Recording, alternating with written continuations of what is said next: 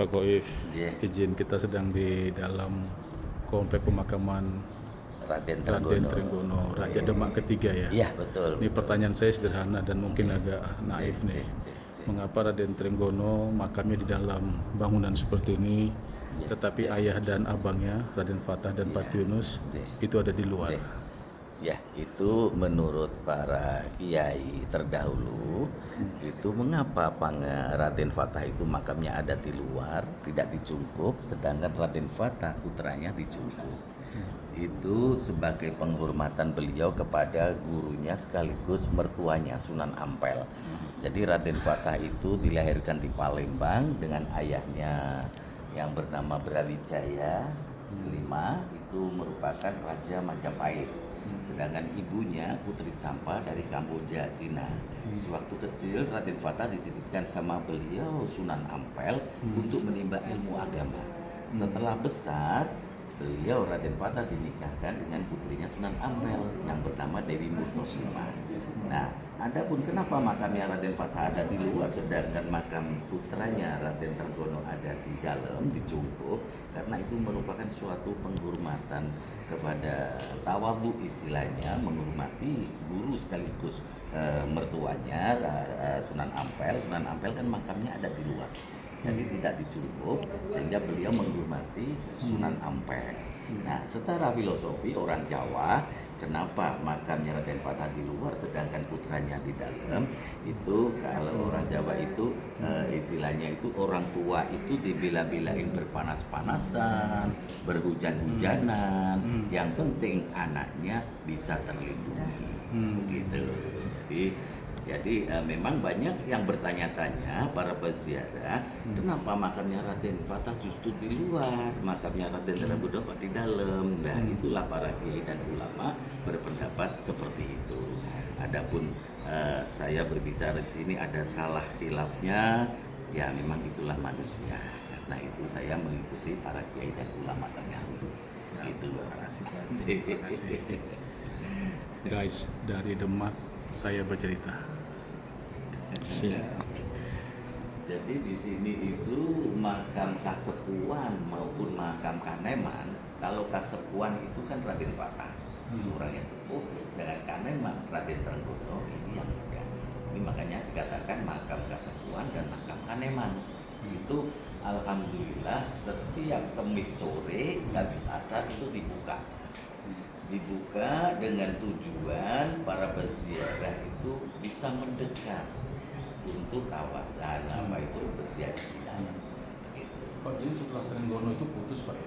Iya, setelah Raden Trenggono itu kemudian kerajaan Demak diboyong ke Pajang dengan rajanya Sultan Hadiwijaya, terkenalnya dengan julukan Joko Tingkir. Itu menantunya Raden Trenggono.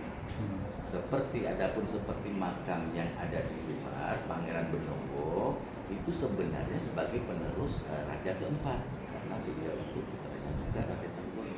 Karena beliau itu tidak mau, dia itu kepingin menanggalkan duniawi, jadi beliau tidak mau itu menjadi raja.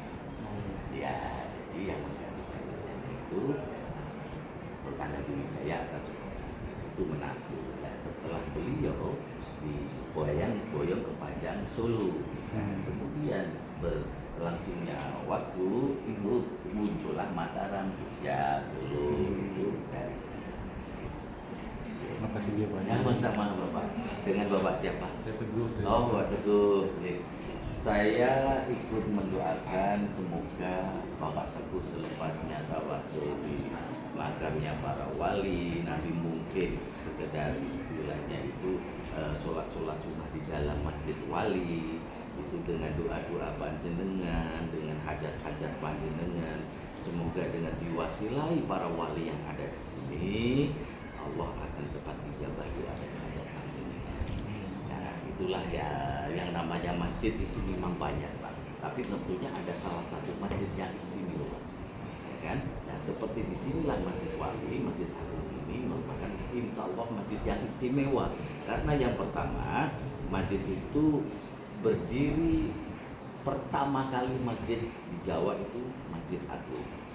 Yang kedua, masjid itu dibangun oleh Wali Songo dalam waktu semalam. Secara akal sehat gak masuk akal. Karena memang karena seorang wali itu diberikan kelebihan sama Allah yaitu berupa karomah. Jadi hal-hal yang dilakukan beliau atas izin Allah bisa saja terjadi. Gitu Bapak. Tapi yang belum sempurna ini. Nah, yang utama itu ada soko guru, istilahnya yang 4 itu. Nanti di dalam masjid ada soko guru yang utama, yang berdiri itu dulu, kemudian sama atapnya. Jadi soko guru itu masing-masing ada namanya. Nanti kalau Bapak masuk di dalam masjid itu ada namanya.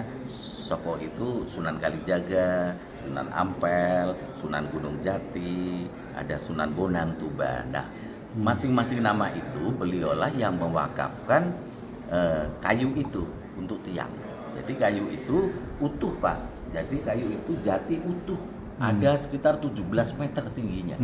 Nah, kayu utuh kecuali punyanya Sunan Kalijaga. Ya, punyanya Sunan Kalijaga itu kayu yang utuhnya itu cuman tingginya 11 meter. Nah, selebihnya yang 6 meter ke atas itu baru disambung dengan tatal. Makanya terkenalnya dengan soko tatal. Tatal itu bayangan kita pasti serpihan kayu yang kecil-kecil. Tapi nggak gitu. Kalau kita melihat dari atas, itu kayunya berupa kayu-kayu yang besar. Ada yang selengan, ada yang sepaha. Jadi ditata sedemikian rupa sehingga bisa menyamai menjadi satu kekuatan. Nah, kenapa tinggi tiang itu 17 meter? Nah, itu secara filosofi kita sebagai seorang muslim itu melakukan kewajiban kita sholat 5 waktu itu kan ada 17 rakaat. Nah, jadi itu. Kemudian Masjid Agung ini dibangun dengan bentuk yang unik, tidak berupa seperti kubah tapi seperti pura. Karena diyakini waktu itu banyak masyarakat sekitar yang masih menganut agama Hindu-Buddha. Sehingga mereka melihat bangunan seperti tempat ibadahnya mereka, akhirnya dia penasaran. Mendekat, mau masuk nggak boleh sama wali. Kamu boleh masuk ke masjid ini dengan satu syarat, baca syahadat. Akhirnya banyak berbondong-bondong masyarakat sekitar masuk agama Islam. Itu termasuk syiar agama. Kemudian masjid ini ada 3 tingkat Bapak, kalau dilihat dari luar. Tingkatan pertama itu Islam, iman, ihsan.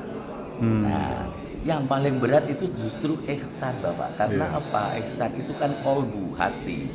Makanya derajat kita sebagai manusia diberikan setingkat lebih tinggi daripada malaikat sama Allah. Karena manusia dikasih tantangan berupa nafsu. Nafsu itu munculnya dari mana? Dari kolbu dulu, dari hati. Nah, kalau kita selama hidup kita bisa menjaga hati kita semaksimal mungkin menjadi baik, insya Allah nafsu kita, tingkah laku kita di dunia ini tentunya akan menjadi baik. Gitu. Kalau kita tidak bisa menjaga nafsu kita, sebaliknya justru derajat kita lebih rendah daripada setan, kan begitu. Jadi seperti itu. Nah, semoga kita bisa menjaga 3 itu, Islam, ihsan, Islam, iman, ihsan. Kalau 3 itu kita jaga selama kita hidup di dunia, insya Allah kita diselamatkan akhiratnya. Begitu Bapak. Jadi yang selebihnya yang di dalam masjid itu bukan cuman tiang soko guru aja. Nanti di situ ada kayak Dampar Kencono. Dampar Kencono itu singgasananya Raden Fatah. Tempat duduk beliau, kursi itu tidak diduduki beliau selama menjadi raja. Nah, kursi itu Dampar Kencono itu hadiah langsung dari orang tua beliau, Brawijaya V. Sampai sekarang masih dirawat, alhamdulillah. Sekarang dimanfaatkan untuk mimbar, untuk khotbah. Jadi itu juga sebagai wasilah juga. Nah, kemudian sebelahnya juga ada Maksuroh. Maksuroh itu ada seperti bangunan yang dulunya untuk itikaf, untuk sholat-sholat sunnah para kiai dan para wali. Gitu.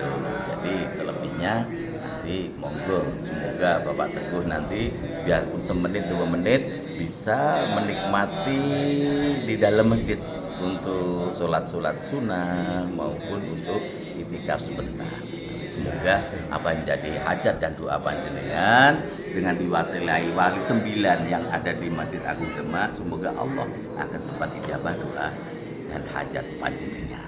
Amin Gitu. Pak, amin. Eh, Makasih itu banyak harapan Pak. Saya, Makasih. sami-sami Bapak.